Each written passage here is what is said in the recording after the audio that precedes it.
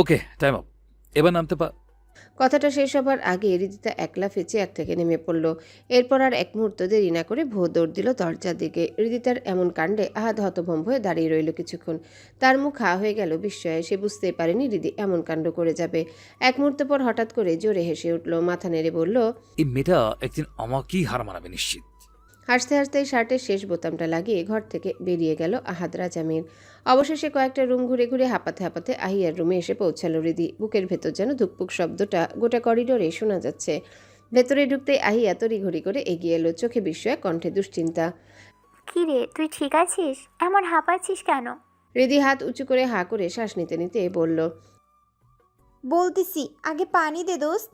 আহিয়া তাড়াতাড়ি টেবিলে রাখা জগ থেকে এক গ্লাস ঠান্ডা পানি ঢেলে এগিয়ে দিল।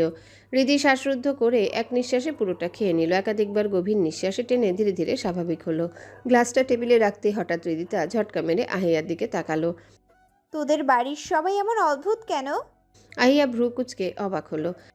কেন? কি হয়েছে? বাসায় ঢুকতেই প্রথমে এক অচেনা লোকের সাথে দেখা হলো। এমন অদ্ভুত আচরণ করলো যে মনে হলো আমি যেন চোর বদমাইশ। তারপর তোর মা আমাকে একের পর এক প্রশ্ন করতে লাগলো। এক মুহূর্তের জন্য সত্যিই মনে হলো আমি যেন আসামির কাঠগড়ায় দাঁড়িয়ে আছি, আর তোর মা কোর্টে বসা অ্যাডভোকেট হয়ে আমাকে জেরা করছে। আহিয়া ফিসফিস করে হেসে ফেলল। ঠিকই মনে হয়েছে তোর। হৃদিতা হতভম্ব হয়ে তাকালো। কি? হ্যাঁ, আমার আম্মু একজন অ্যাডভোকেট আফরোজা শেখ, দেশের নামকরা ক্রিমিনাল লয়ার। হৃদিতা চমকে উঠল, মুখ হা হয়ে গেল। আরে বাপরে, আর কি কি বাকি আছে বল। তোর বাবা স্বরাষ্ট্রমন্ত্রী, তোর ভাই আহাদ রাজা মীর, আর কিছু বাকি আছে নাকি আহি? এভাবে কেন বসছিস? আর কিভাবে বলবো, তুই স্বরাষ্ট্রমন্ত্রীর মেয়ে, অথচ এই কয় মাসে আমরা একটুও আঁচ করতে পারলাম না। আহিয়া নিচু গলায় বলল, কারণ সবাই বাবা আর ভাইয়ের ভয়ে দূরে সরে যায় আমার থেকে। ভয়ে কেউ আমার সাথে মিশতেই চায় না, তাই তোদের কখনো বলিনি। ভয় ছিল যদি তোরাও দূরে সরে যাস। হৃদিতা একটু থমকে গেল, তার ঠোঁটে মৃদু হাসি ফুটল। সে আহিয়ার দুই হাত শক্ত করে চেপে ধরল।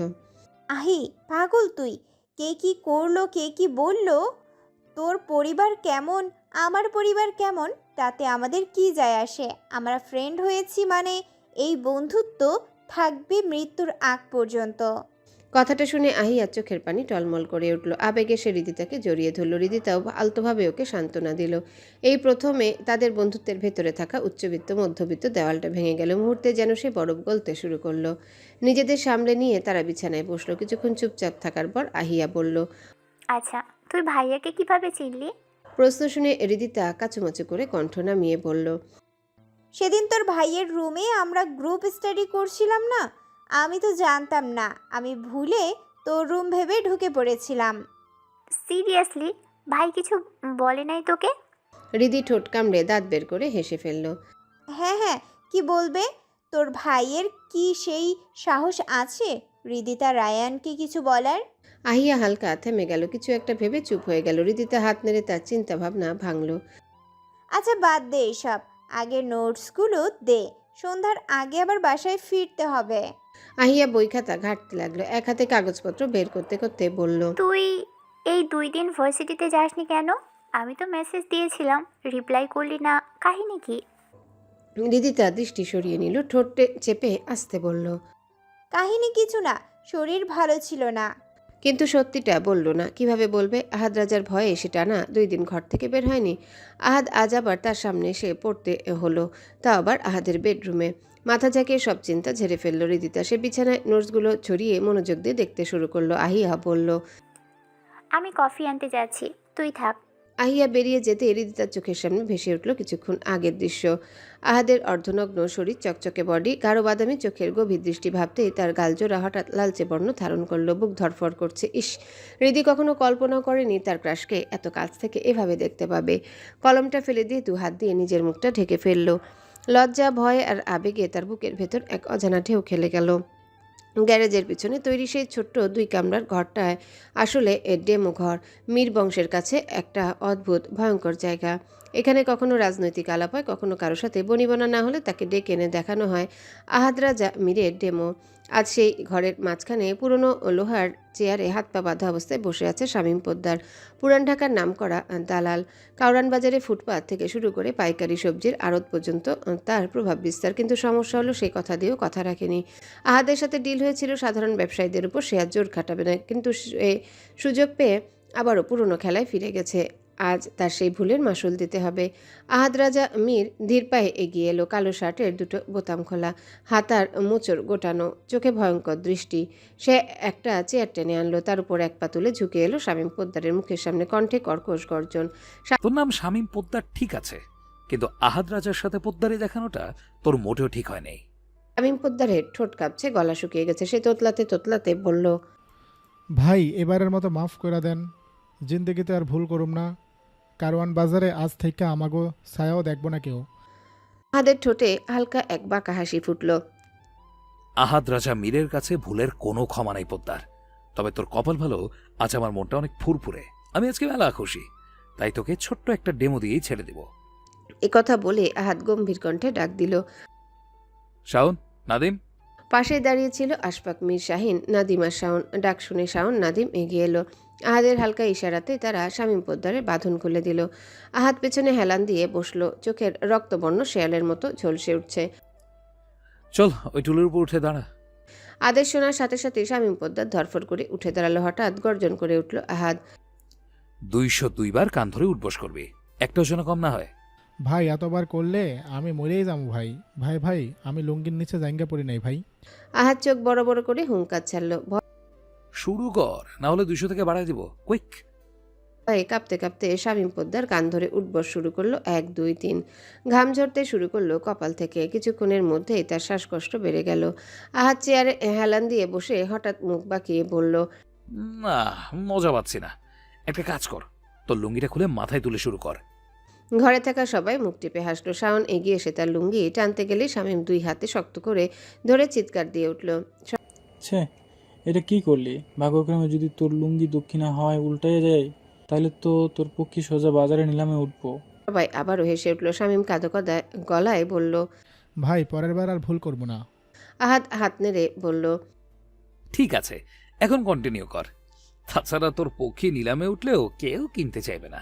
কথাটা শুনে হাসিতে ফেটে পড়ল শাহিন, নাদিমরা। শামীম পোদ্দার আবার কান ধরে উঠবস শুরু করলো। একসময় শরীর ক্লান্ত হয়ে পড়ল, তার পা কাঁপছে, শ্বাস ছোট হয়ে আসছে, বুক দিয়ে ঘাম ঝরছে নদীর মতো। অবশেষে 202 বার শেষ করে হুঁশ হারাতে হারাতে মেঝেতে পা ছড়িয়ে বসে পড়ল। আহাদ ঠান্ডা চোখে তাকালো আশফাক মীরের দিকে। চাচু, ওই লুঙ্গি নিয়ে কি যেন একটা গান আছে না? আশফাক মীর গম্ভীর মুখে উত্তর দিলেন। লুঙ্গি ড্যান্স। আহাদ রাজা হাততালি দিয়ে উঠল। ইয়েস নাদিম, মিউজিক চালা, এখন পোদ্দার দিবে লুঙ্গি ড্যান্স। নাদিম স্পিকারে গান চালালো, ঢাল ঢোকে তালে তালে বাজতে লাগলো সেই বিখ্যাত সুর। আহাদ পায়ের উপর পা তুলে চেয়ারে হেলান দিয়ে বসলো। শাহিন তার পাশে দাঁড়ালো। শাওন, নাদিম সরে গিয়ে এক পাশে জায়গা করে দিল। শামীম পোদ্দার কাপা ক্লান্ত শরীর নিয়ে আবার দাঁড়ালো, 2 হাতে সাদা লুঙ্গির 2 কোণা ধরলো। অতঃপর সুরের তালে তালে লজ্জায় ক্লান্তিতে ভয়ে ভয়ে নাচতে শুরু করলো। লুঙ্গি ডান্স লুঙ্গি ডান্স লুঙ্গি ডান্স লুঙ্গি ডান্স লুঙ্গি ডান্স লুঙ্গি ডান্স লুঙ্গি ডান্স লুঙ্গি ডান্স। সবাই একসাথে হেসে উঠল। আহাদ রাজা মীর ঠোঁটে ঠান্ডা হাসি টেনে কবিতা আবৃত্তি করলো। এই আহাদ রাজা যখন জাগেই দেয় সাজা। ঘরের দেয়ালে ধ্বনিত হলো আহাদের সেই হাসি, সেই গানের আওয়াজ, আর শামীম পোদ্দারের চোখ থেকে গড়িয়ে পড়ল অপমানের অশ্রু। সন্ধ্যার আলো তখন আস্তে আস্তে গাঢ় হতে শুরু করেছে। আকাশে কমলা নীল রঙের মিশ্রণে যেন অদ্ভুত রহস্যময়তা ছড়িয়ে আছে। চারিপাশে পাখির ডাক, দূরে মাগরিবের আজানে সুর ভেসে আসছে। সেই সময় তাড়াহুড়ো করে হৃদিতা কাঁধে ব্যাগ ঝুলিয়ে ধপধপ শব্দ করে সিঁড়ি বেয়ে নামছিল। তার হাতে ফোন, স্ক্রিনে ভেসে আছে ঈশানীর নাম। হৃদির মুখে ব্যস্ততা, চোখে অস্থিরতা, মনে মনে বলল, আজকে দেরি হলে নিশ্চিত আব্বুরে ফোন দিয়ে সব বলে দিবে। শেষ সিঁড়ির ধাপে পা রাখতেই হঠাৎ সামনে থেকে আসা কারোর সাথে মুখোমুখি সংঘর্ষ। ধপ করে ছিটকে পড়ল দূরে। মুখ থেকে একটা চাপা শব্দ বের হলো। আহ! সিঁড়ির কোণার সাথে কবজি লেগে কেটে গেছে, সামান্য রক্ত বেরিয়ে আসছে। হৃদিতা চোখ বন্ধ করলো, হাত দিয়ে কবজি চেপে ধরল। একটু সামনে নিয়ে উপরের দিকে তাকাতেই চমকে উঠল। যার সাথে সংঘর্ষ হয়েছিল সেও মেঝেতে পড়ে আছে। লম্বা চওড়া গড়নের একজন মানুষ, ধবধবে ফর্সা ত্বক, চুল ব্যাকব্রাশ করে সেট করা, মুখে ক্লিন শেভ। আকাশে নীল রঙের শার্ট পরা, একপাশে তার অফিসিয়াল কালো ব্যাগটা পড়ে আছে। হৃদি চোখ পিটপিট করে অবাক হয়ে তাকিয়ে রইল। ঠিক তখনই রান্নাঘর থেকে তাড়াহুড়ো করে বেরিয়ে এলেন আহাদের ছোট চাচি হালিমা বেগম, চোখে ভয় মিশ্রিত বিস্ময়। পেছন থেকে আহিয়া দৌড়ে নেমে এসে হৃদিকে হাত ধরে দাঁড় করালো। রিদি, তুই ঠিক আছিস তো? হৃদি ব্যথা চাপা দিয়ে মাথা নেড়ে বলল। আমি ঠিক আছি, কিন্তু উনি? আহিয়া দ্রুত ছেলেটার দিকে এগিয়ে গেল। আদনান ভাই, আপনি ঠিক আছেন? আদনান ধীরে ধীরে উঠে দাঁড়ালো, হাত দিয়ে জামার ধুলো ছাড়লো। একবার কঠিন দৃষ্টিতে তাকালো আহিয়ার দিকে, তীক্ষ্ণ দৃষ্টি, ঠান্ডা কিন্তু ভীতিকর। আহিয়া অনায়াসে গুটিয়ে গেল। সেই দৃষ্টিতে যেন অদৃশ্য চাপা কিছু লুকিয়ে আছে। আদনান হালিমা বেগমের দিকে তাকিয়ে সোজা স্বাভাবিক গলায় বলল। এরপর হৃদিতার দিকে একবার তাকিয়ে ব্যাগ হাতে তুলে গটগট করে সিঁড়ি ভেঙে উপরে চলে গেল। মুহূর্তে অদৃশ্য হয়ে গেল তার উপস্থিতি। হৃদিতা অবাক হয়ে তাকিয়ে থাকলো তার চলে যাওয়ার পথের দিকে। সে কৌতূহল সামলাতে না পেরে জিজ্ঞাসা করলো। হালিমা বেগম স্বাভাবিক ভঙ্গিতে বললেন। আহিয়া এবার যোগ করলো। আদনান ভাই একজন ডক্টর। বড় আপু আর বড় আম্মু জার্মান থাকেন, সেখানে ব্যবসা আছে। আদনান ভাই সেখান থেকেই পড়াশুনো শেষ করে দেশে ফিরেছে। উনি সবার থেকে একেবারেই আলাদা। রাজনীতি একদম পছন্দ করে না, একেবারে বড় আপুর মতো। খুব নিয়মে চলে, শরীর নিয়ে প্রচণ্ড সচেতন। প্রয়োজন ছাড়া কারোর সাথে কথাও বলে না। দেখলি না কেমন গটগট করে চলে গেল? হৃদি একবার সেদিকে তাকিয়ে হেসে উঠল। আহিয়ার কানের কাছে ফিসফিস করে বলল। আমি এমনি এমনি বলেছিলাম যে তোদের বাসায় সবাই অদ্ভুত, এক একজনের এক এক রকম আচরণ। আহিয়ার কোনো জবাব দিল না। হৃদি ঘুরে চলে যেতে নিলেই হালিমা বেগম ডেকে বললেন। আরে কই যাও? আমি নাস্তা রেডি করেছি, অন্তত খেয়ে যাও। না আন্টি, আমার দেরি হয়ে যাবে, বুবু ফোন দিয়েছে। ভাইয়া বাসায় ফেরার আগেই আমাকে যেতে হবে। এটা আবার কেমন কথা? তোমাকে ড্রাইভার দিয়ে পৌঁছে দেব। হৃদিতা দ্রুত মাথা নেড়ে বলল। না না, দরকার নেই, আমি যেতে পারবো। এরপর হৃদি হালকা হাসি দিয়ে সবার থেকে বিদায় নিল। আহিয়া হাত নেড়ে বলল। সাবধানে যাস, বাসায় পৌঁছে একটা নক দিস। হৃদিও হাত নেড়ে বেরিয়ে গেল বাইরে। হালিমা বেগম আবার রান্নাঘরের দিকে চলে গেলেন। আদিবা ড্রয়িং রুমে বসে আছে। আহিয়া কিছুক্ষণ দাঁড়িয়ে দরজার দিকে তাকিয়ে থাকলো, আর উপরের তলা থেকে আদনানের তীক্ষ্ণ দৃষ্টিজোড়া নীরবে বিদ্ধ হয়ে রইল নিচতলা ড্রয়িং রুমে। চোখে এক অদ্ভুত গভীরতা, যেন ভেতরে লুকিয়ে আছে অজানা গল্প, অচেনা রহস্য। মীর হাউসের বিশাল গেট পেরিয়ে বাইরে বেরিয়ে এলো হৃদিতা। রাস্তার বাতিগুলো এক এক করে জ্বলে উঠছে আলো অন্ধকারের ফাঁকে। শহরটা যেন আরও রহস্যময় হয়ে উঠেছে। হৃদি রাস্তার ধারে দাঁড়িয়ে চারিদিকে চোখ বুলালো। একটা রিক্সাও চোখে পড়ল না।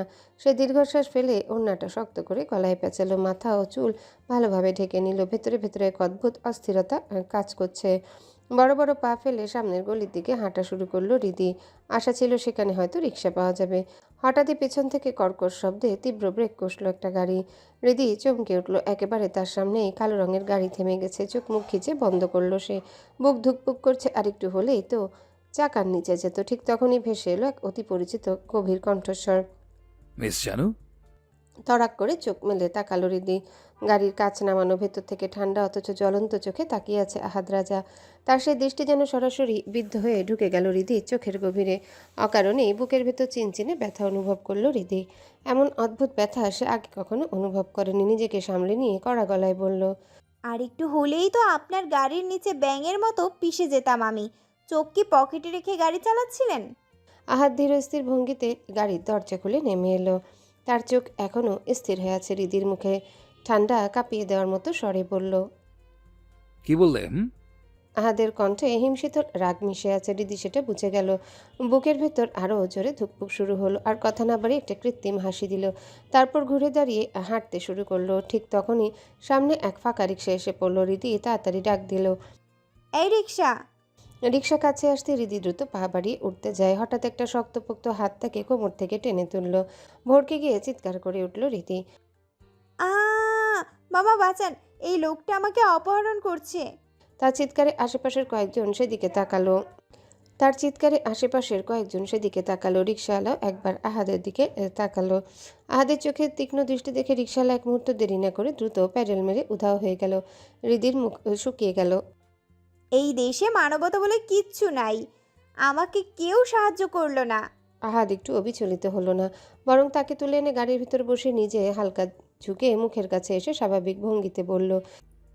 কে বললো মানবতা নাই? এই যে আমি একটা মহিলা ব্যাংকে তুলে এত কষ্ট করে 4 ফুট হেঁটে এসে গাড়িতে বসালাম, এটা কি মানবতার মধ্যে পড়ে না?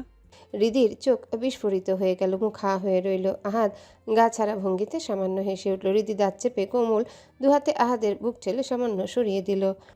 আমি মোটেও ব্যাং না, ব্যাং আপনি, আপনার 14 গোষ্ঠী। সরুন, আমি নামবো। সে পা নামানোর আগেই আহাত ধপ করে গাড়ির দরজা বন্ধ করে দিল তার মুখের উপর। অতঃপর হেঁটে গিয়ে ড্রাইভিং সিটে বসলো। গাড়ির ইঞ্জিন গর্জে উঠল। সামনে পিছনে গার্ডদের গাড়ি সারিবদ্ধ হয়ে দাঁড়ালো। ধীরে ধীরে কনভয়ের মতো যাত্রা শুরু হলো। আর গাড়ির ভেতরে বসে হৃদি নিঃশ্বাস ফেললো ভারীভাবে। তার বুকের ভেতর ধরফরানি থামছেই না। আহাত দুহাত স্টিয়ারিংয়ে রেখেও মাঝে মাঝে পাশ কাটিয়ে তাকাচ্ছিল হৃদির দিকে। তার দৃষ্টি এমন যেন হৃদির প্রতিটা অঙ্গভঙ্গি, প্রতিটা নিঃশ্বাসের ওঠানামা পর্যন্ত পড়ে ফেলতে চাইছে। হৃদির শরীর থেকে ভেসে আসছে মেয়েলি ঘ্রাণ, হালকা মিষ্টি অথচ অদ্ভুতভাবে মাতাল করা। আহাদ রাজা মীর, যে মানুষের রক্ত ঝরাতে দ্বিধা করে না, যার কণ্ঠেই মানুষ থরথর করে কাঁপে, সে আজ অদ্ভুত অচানক অনুভূতির বন্দী। বুকের ভেতর ধুকপুক ধ্বনিতে তার বুকের ভেতর ধরফরানি থামছেই না। আহাদ দুহাত স্টিয়ারিংয়ে রেখেও মাঝে মাঝে পাশ কাটিয়ে তাকাচ্ছিল হৃদির দিকে। তার দৃষ্টি এমন যেন হৃদির প্রতিটা অঙ্গভঙ্গি, প্রতিটা নিঃশ্বাসের ওঠানামা পর্যন্ত পড়ে ফেলতে চাইছে। হৃদির শরীর থেকে ভেসে আসছে মেয়েলি ঘ্রাণ, হালকা মিষ্টি অথচ অদ্ভুতভাবে মাতাল করা। আহাদ রাজা মীর, যে মানুষের রক্ত ঝরাতে দ্বিধা করে না, যার কণ্ঠে এই মানুষ থরথর করে কাঁপে, সে আজ অদ্ভুত অচেনা অনুভূতির বন্দী। বুকের ভেতর ধুকধুক ধ্বনিতে যেন ছিঁড়ে বেরিয়ে আসতে চাইছে হৃৎপিণ্ড। কপালের শিরাগুলো টনটন করছে। সে মাথা নাড়িয়ে চেষ্টা করলো সব কিছু ঝেড়ে ফেলতে, কিন্তু যতই চোখ সরায় ততই আবার দৃষ্টি ফিরে যায় হৃদির দিকে। হঠাৎ তার দৃষ্টি আটকে গেল। হৃদির কবজিতে হালকা কাটা দাগ, রক্ত শুকিয়ে লেগে আছে। আহাদের দুভ্রুর মাঝখানে গভীর ভাঁজ পড়ল। চোখ দুটো একেবারে ধারালো হয়ে উঠল। হঠাৎই ব্রেক চাপলো জোরে। গাড়ি কেঁপে উঠল রাস্তার মাঝে। সামনে পেছনে থাকা গার্ডদের গাড়িগুলো দাঁড়িয়ে গেল। আহাদ তীক্ষ্ণ দৃষ্টিতে তাকালো হৃদির হাতে। এটা কি? এখানে কি হয়েছে? হৃদি চমকে গেল। একটা ঢোক গলাধ্যকরণ করে আমতা আমতা করে বলল। পড়ে গিয়ে একটু কেটে গেছে। আহাদ গর্জে উঠল। পড়ে যাস কি করে আর কেটেছে কি করে? হ্যাঁ, মন কি তাল গাছের মাথায় থাকে? হৃদি ভয় আর কিছুই বলল না, তবে মনে মনে বিড়বিড় করল। আজব, আমার কেটে গেলে ওনের কি? নিজে তো খালি থাপড়ায়, ধমকায়, আর এখন দরদের ডিব্বা হয়ে মরিচের মতো ঝাঁজ ঢালছে। আহাদের চোখ স্থির হয়ে রইল। হৃদির ঠোঁট ফুলানো, চোখ দুটো ভিতুর মতো পিটপিট করছে, দৃষ্টি সোজা সামনের দিকে। কোনো কথা না বলে আবারও গাড়ি চালু করলো আহাদ। কিছুক্ষণ পর গাড়ি এসে থামলো একটা বড় ফার্মেসির সামনে। গাড়ির ভেতর হৃদিকে লক করে রেখে নেমে গেল সে। হৃদির বুক ভয়ে ধরফর করছে। সে অপেক্ষা করতে লাগলো। কিছুক্ষণের মধ্যেই ফিরে এলো আহাদ রাজা, হাতে এক গাদা ওষুধের প্যাকেট। গাড়িতে বসে হৃদির হাত ধরে জোর করে সামনে টানলো।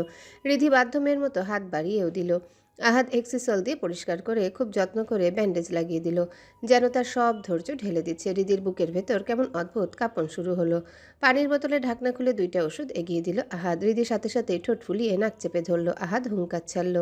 কি হলো? আর কতক্ষণ ধরে থাকবো আমি? হৃদি ভ্রুকুচকে কটাক্ষ করে বলল। আপনাকে ধরে রাখতে কে বলেছে? জানালা দিয়ে ফেলে দেন না, সামান্য কেটে গেছে, এমনই ঠিক হয়ে যাবে। আহাদের চোখে আগুন জ্বলে উঠল। আহাদ রাজার মুখের উপরে কথা? থাপড়ার চেহারা নকশা বদলায় দিব। হাকর। সে হৃদির চিবুক ধরে মুখ উঁচু করলো। হৃদি চোখ বন্ধ করে শ্বাসরুদ্ধ করে রাখলো। ভয়ে বাধ্যমের মতোই মুখ খুলে ওষুধটা গিলে ফেললো। আহাদ তখন ধীরে তার চিবুক ছাড়ল, নরম স্বরে বলল। এবার নিঃশ্বাস নে, তা নাহলে মরে যাবি তো। পরে আমিও অনায়াসে মরবো। আমার এত তাড়াতাড়ি মরার শখ নেই। হৃদি চোখ খুলল, হতবাক হয়ে তাকিয়ে রইল আহাদের দিকে। শেষের কথাগুলো সে ঠিকঠাক শুনতে পেল না। আহাদের দিকে তাকিয়ে বোঝার চেষ্টা করলো কি বলেছে। একসময় গাড়ি এসে থামলো হৃদির বাসার সামনে। হৃদি নামতে যাবার আগেই আহাদ তার হাতে ধরিয়ে দিল ওষুধের প্যাকেটগুলো। হৃদির চোখ বিস্ময়ে বড় হয়ে গেল। এতগুলো ওষুধ সামান্য একটা কাটার জন্য? আহাদ নির্লিপ্ত ভঙ্গিতে উত্তর দিল। সব ধরনের ব্যথার ওষুধ, দাগ যাওয়ার ক্রিম আছে, যেটা ভালো লাগে সেটা খাবে। হৃদি হতভম্ব হয়ে বলল। এ, ওষুধও আবার পছন্দ মতো খাওয়া যায়? আহাদ নাক ঘষল হাতের উল্টো পিঠে। যায়, ভালো না লাগলে ডাক্তার দেখিয়ে অন্য ওষুধ এনে দেবো। হৃদি একেবারে চুপ করে গেল। মনে মনে বলল, বড় লোকের বিরাট কারবার, এরা বোধ হয় এভাবে ট্রিটমেন্ট করে। একটা ভারী দীর্ঘশ্বাস ফেলে দ্রুত ভিতরে ঢুকে গেল আহাত। তার যাওয়ার পানে তাকিয়ে রইল। 6তলার করিডোরে এসে থামলো হৃদি। চোখ পড়ল কর্নারের ডাস্টবিনে। হাতে থাকা ওষুধের প্যাকেটগুলোর দিকে তাকিয়ে ঠোঁটের কোণে দুষ্টু হাসি ফুটল। চারিদিকে চোরের মতো তাকালো একবার, অতঃপর একেবারে নিশ্চিন্তভাবে সব ওষুধের প্যাকেটগুলো ছুড়ে দিল ডাস্টবিনে। দুহাত ঝেড়ে বলল, ব্যাস, ঝামেলা শেষ। বাসায় এগুলো নিয়ে ঢুকলে নিশ্চিত হরতাল হতো। বাসায় ঢুকেই হৃদি হাফ ছেড়ে দিল। দরজার পাশেই রাখা সোফায় গায়ে এলিয়ে দিল তার দেহ ক্লান্ত। চোখে মুখে ক্লান্তি আর অস্থিরতা স্পষ্ট। সামনে এসে বসল ঈশানী। বোনকে একবার ভালো করে পরখ করলো সে। কিছুদিন ধরে হৃদির আচরণ তার চোখে ধরা পড়ছে। কেমন যেন উদ্ভট, অস্বাভাবিক। ঈশানী ভ্রু কুঁচকে দীর্ঘ নিঃশ্বাস ফেলল। এত দেরি করলি যে? বেরিয়েছিল মাগরিবের সময়, এখন এশার আজান দিচ্ছে। হৃদি একটু কাত হয়ে আর চোখে তাকালো বোনের দিকে। মৃদু ক্লান্ত কণ্ঠে বলল, দেরি কোথায় করলাম? রাস্তায় জ্যাম ছিল। ভাইয়া কি আসছে? না, এখনই চলে আসবে। মাগরিবে নামাজ তো কাজা করেছিস, এখন অন্তত অজু করে এশারটা পড়ে নে। একটু পরেই আব্বু ফোন দিবে, নামাজ পড়েছিস কিনা জিজ্ঞেস করবে। হৃদি নিঃশ্বাস ফেলে কপাল মেসেজ করলো। ক্লান্ত লাগছে, ভালো লাগছে না, একটু পরে পড়বো। ঈশানী তির্যক দৃষ্টিতে তাকালো। এখন না পড়লে আর হবে না, একবার চিটপটাং হয়ে গেলে আর উঠবি না। হৃদি ঠোঁট ফুলিয়ে বিরক্ত মুখে বলল। আচ্ছা, যাচ্ছি। ধপধপ পা ফেলে রুমে ঢুকে ব্যাগটা ছুড়ে দিল বিছানায়।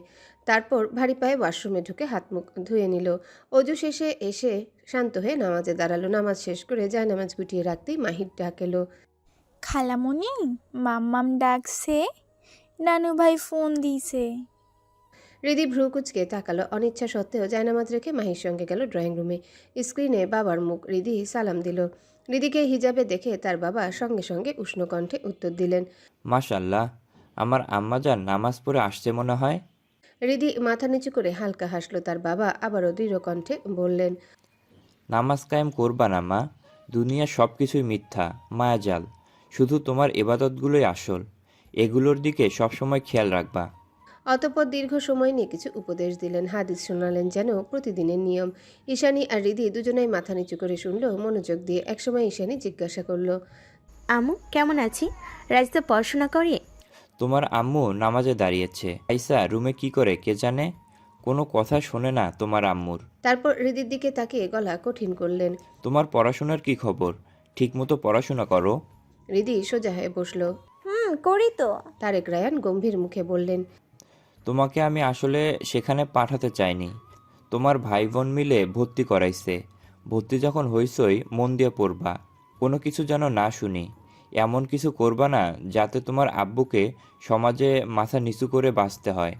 হৃদি কিছু বলল না, শুধু মাথা নাড়ালো। চোখে এক অদ্ভুত চাপা ভয় জমে উঠল। তিনি আবারও বললেন, আচ্ছা ঠিক আছে, সাবধানে চলাফেরা করবা, আল্লাহ হাফেজ। দুই বোন একসাথে বলল আল্লাহ হাফেজ। ভিডিও কল শেষ হতে রুমের ভেতর হালকা নীরবতা নেমে এলো। হৃদি দীর্ঘশ্বাস ফেলে সোফায় বসে চার হাত পা চারিদিকে ছড়িয়ে দিল। সিলিংয়ের দিকে তাকিয়ে রইল অন্যমনস্কভাবে। মনে পড়ে বাবার শেষ কথাটা।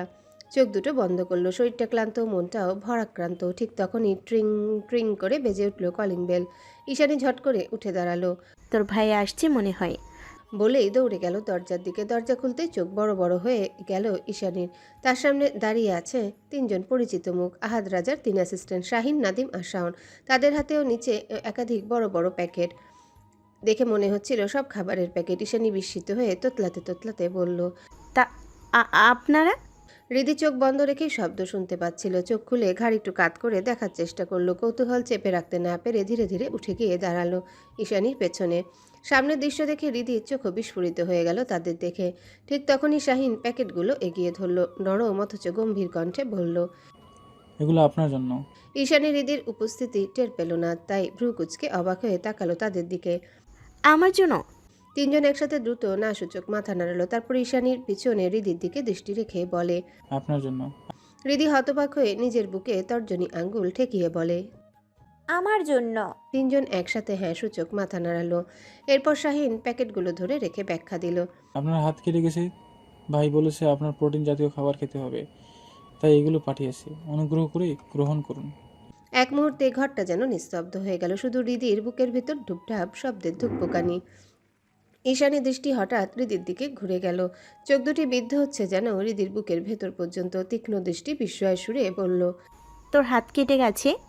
হৃদি একটা শক্ত ঢোক গলাধ্যকরণ করলো। গলার ভেতরটা শুকিয়ে কাঠ, অবস্থা এমন যে কথায় বেরোতে চাইছে না। অবশেষে 32টা দাঁত বের করে জোরপূর্বক একটা কৃত্রিম হাসি দিল। বিড়বিড় করে সুর টেনে বলল, আমি তো ফাইসা গেছি, ও আমি তো ফাইসা গেছি মাইনকার চিপায়ে। ঈশানী কটমট করে তাকালো হৃদির দিকে। আহাদ রাজা 3 পান্ডা এক এক করে ভিতরে ঢুকে গেল। সব প্যাকেটগুলো ড্রয়িং রুমে রেখে আবার বেরিয়ে গেল। পুরো ড্রয়িং রুম ভর্তি, পা রাখারও জায়গা নাই। হৃদিতা ভয়ে দেয়ালের দিকে মুখ করে দাঁড়িয়ে আছে। মনে মনে আহাদ রাজাকে গালি দিতে লাগলো। সামান্য একটু কেটে গেছে, তার জন্য আবার কিসের প্রোটিন আজব। ভোরবেলা থেকে মীর হাউসে এক ধরনের ব্যস্ততা। রান্নাঘর থেকে ডাইনিং, আবার ডাইনিং থেকে রান্নাঘর, একটানা এদিক ওদিক ছুটে বেড়াচ্ছেন হালিমা বেগম। শুধু তিনি একা নন, পাশে আছেন দুজন পরিচারিকা। 16 বছরে চঞ্চল ঋতু আর 40 অভিজ্ঞ বানিয়াপা। এদিকে আফরোজা শেখ ভোর 7টাতে বেরিয়ে গেছে আদালতের উদ্দেশ্যে। একটা জটিল কেস আছে। তার এই পেশা তাকে প্রায়ই ঘরের বাইরে আটকে রাখে, তাই স্বাভাবিকভাবে পুরো বাড়ির দায়িত্ব এসে পড়ে হালিমার কাঁধে। হালিমা বেগমের শেকড়টা কিন্তু অনেক নিচে, নিম্নবিত্ত পরিবারের, বাবা মা হারা মেয়ে। তবুও তার জীবনে আলো এসেছিল এক সম্পর্ক থেকে।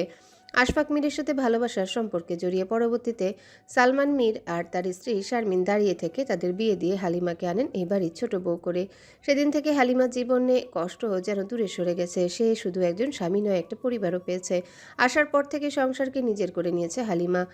রান্না করা তার নেশা, রান্নাঘর যেন তার রাজ্য। নিত্য নতুন রেসিপি ট্রাই করে সবার জন্য সাজিয়ে রাখে। আর তার হাতের স্বাদের প্রশংসায় মুখর থাকে মীর পরিবারের সবাই। আজও ডাইনিং টেবিলে বসেছে মীর বাড়ির সদস্যরা। এক পাশে আমজাদ মীর, অন্য পাশে আশফাক মীর। দুজনের মাঝখানে খাচ্ছে আদিবা আর আহিয়া। হঠাৎ সিঁড়ি বেয়ে ঢকঢক শব্দ তুলে নেমে এলো এ বাড়ির ছোট ছেলে, চঞ্চল আর দুষ্টু আদিল মীর। চুল এলোমেলো, মুখ ভরা দুষ্টুমি। এসেই বসলো আহিয়ার পাশে। এক মুহূর্ত সময় নষ্ট না করে আহিয়ার প্লেট থেকে খপ করে একটা ডিম তুলে মুখে পুরে দিল। আহিয়া তেলে বেগুনে জ্বলে উঠল। আদিল্লার বাচ্চা। সাথে সাথেই পা দিয়ে এক ধাপ করে পাড়া দিল। আদিলও কম যায় না, চুল টেনে ধরে বলল, শাকচুন্নি আমরা মারলি কেন? তুই আমার ডিম খাইলি কেন? আদিল ভীষণ নাটকে ভঙ্গিতে থুতু ফেলার ভান করে বলল। ওয়াক, থু থু থু থু। তার এমন কাণ্ডে আদিবা খিলখিল করে হেসে উঠল। কিন্তু আহিয়া রাগে কটমট করে তাকালো সেদিকে। এক হাতে কনুই চালালো আদিলের পেটে। আদিলও প্রতিশোধ নিল। আহিয়া চুল খপ করে টেনে ধরল। মুহূর্তেই দুজনার চুল টানাটানি শুরু হলো। কেউ কাউকে ছাড়ছে না। শব্দ শুনে রান্নাঘর থেকে দৌড়ে এলেন হালিমা বেগম। আর টেবিলের মাথা থেকে কর্কশ স্বরে ধমক দিলেন আমজাদ মীর। কি হচ্ছে এসব? সকাল সকাল তামাশা না করলে নয়। ছাড়ো একে অপরকে। আগে ওকে ছাড়তে বলো, ও আগে ধরছে। না, আমি ছাড়বো না, আগে তুই ছাড়। হালিমা বেগম তখন খুন্তি হাতে দাঁড়িয়ে আছেন। চোখ রাঙিয়ে বললেন, আদি ছাড় তাড়াতাড়ি, না হলে এই খুন্তি দিয়েই পেটাবো। আমু, আগে শাকচুন্নি আমারে মারছে, আমি ছাড়বো না। এমন সময় সিঁড়ি দিয়ে নিঃশব্দ পায়ে নামতে দেখা গেল আদনানকে। পরিপাটি পোশাকে প্রস্তুত, হাসপাতালের উদ্দেশ্যে বের হবে। তাকে দেখা মাত্রই দুজনার চুল থেকে হাত ছেড়ে দিল। চুলের গোছা ঠিক করতে করতে দুজন চুপচাপ চেয়ারে বসে গেল। মাথা নিচু করে খাবারে মনোযোগী হয়ে গেল, যেন কেউ কিছুই বোঝে না, যেন ভাজা মাছ উল্টে খেতে জানে না। আদনান কড়া দৃষ্টিতে একবার চারিপাশে তাকালো। কোনো শব্দ ছাড়াই চেয়ার টেনে বসে গেল। আদনানের পছন্দ নয় অতিরিক্ত শব্দ। চামচ ছুরির টুংটাং শব্দ যেন কানে বিঁধে যায়। ঋতু এসে তার সামনে এক কাপ গরম গ্রিন টি রাখলো। কাচের টেবিলে কাপ রাখতেই হালকা টুং শব্দ হলো। সাথে সাথে আদনান চোখ বন্ধ করে ফেলল বিরক্তিতে। তারপর আগুন ঝরা চোখে তাকালো ঋতুর দিকে। ঋতু ভয়ে ভয়ে মাথা নেড়ে দ্রুত বলে উঠল, ভুল হয়ে গেছে ভাইজান, আর হইব না। বলেই ছুটে গেল রান্নাঘরের দিকে। ডাইনিং টেবিলে আবারও নীরবতা নেমে এলো, কেবল থালা বাসনের নরম শব্দ। আদিল আর আহিয়া একে অপরের দিকে তাকালো। চোখের ইশারায় দুজন হালকা হেসে নিল আদনানকে নিয়ে। কিন্তু সেই হাসিও যেন নিঃশব্দে, কারণ তারা জানে আদনানের সামনে বেশি বাড়াবাড়ি মানেই বিপদ। হঠাৎ সিঁড়িতে ধপধপ পায়ের শব্দ ভেসে এলো। পাঞ্জাবির হাতা গুটাতে গুটাতে চুলগুলো এলোমেলো ভঙ্গিতে আত্মবিশ্বাসী কায়দায় নেমে এলো আহাদ রাজা। ডাইনিংয়ের পাশে এসে দাঁড়াতে সে একবার চারিপাশে তাকালো। চোখে দুষ্টু ঝিলিক, ঠোঁটে পাকা হাসি। আদনানের দিকে এক ঝটকা দৃষ্টি ছুড়ে দিয়ে বলল, good morning everyone. Amjad Mir গম্ভীর স্বরে উত্তর দিলেন। Good morning.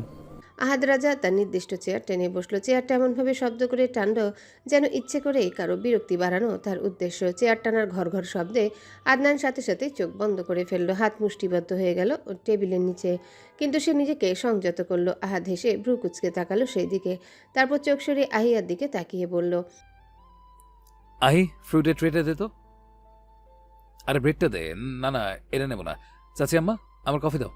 একটার পর একটা চাহিদা, একটার পর একটা শব্দ। কখনো প্লেট টেবিলে ধপ করে রাখে, কখনো আবার গ্লাস তোলে, আবার টকার শব্দে নামায়।